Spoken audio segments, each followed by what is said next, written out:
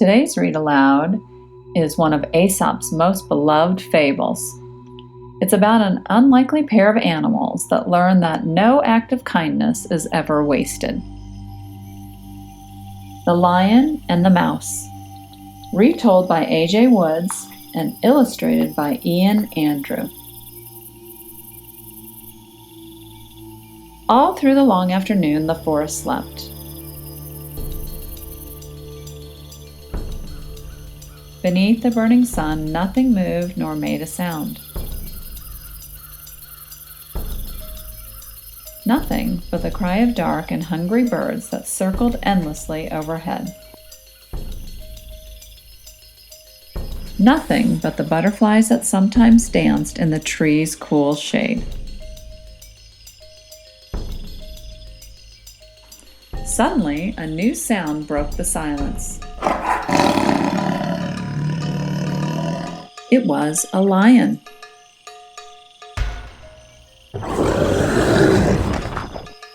He lifted his golden head and roared. He roared his majesty to the trees and the birds and the fluttering butterflies. "Look at me," his roar seemed to say.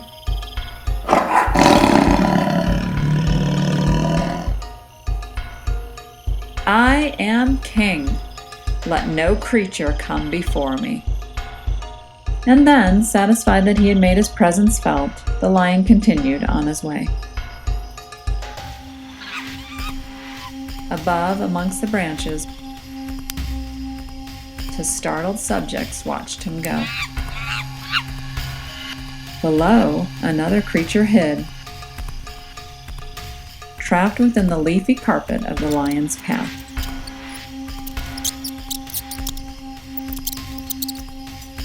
It was a mouse. He stayed still as stone, his tiny heart beating with the memory of the lion's roar. He crouched, silent as a rock,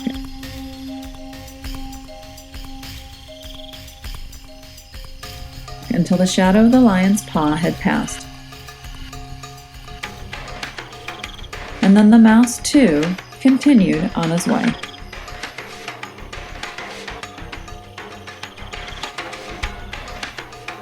Hours passed. In the quiet of the forest, Lion yawned and lay down to sleep.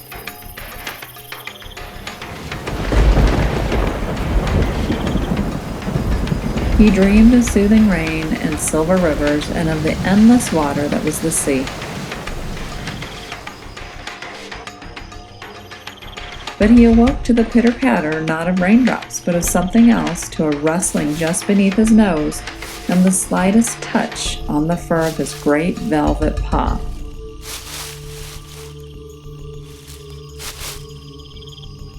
Lion opened his shining, sleepy yellow eyes and looked. There before him crouched a mouse.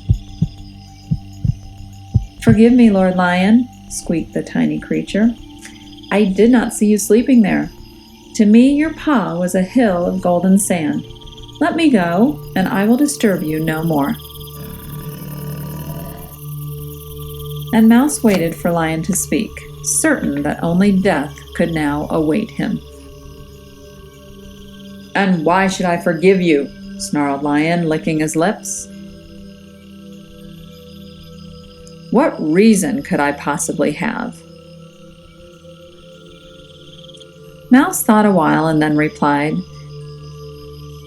"Because one day I may be able to spare your life in return."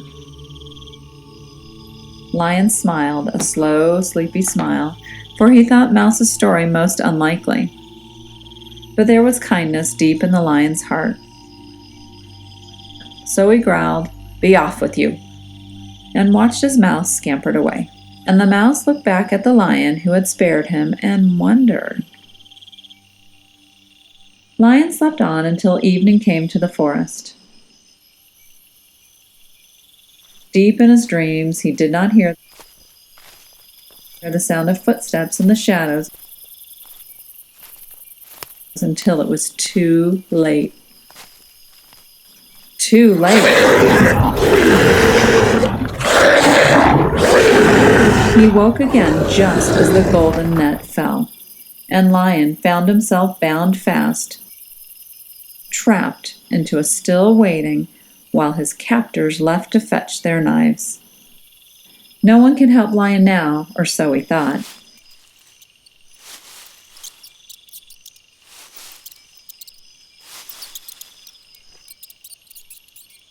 But nearby, someone was watching.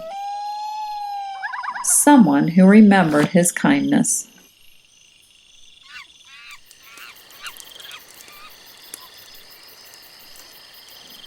And if you had been listening then to the sounds of the forest,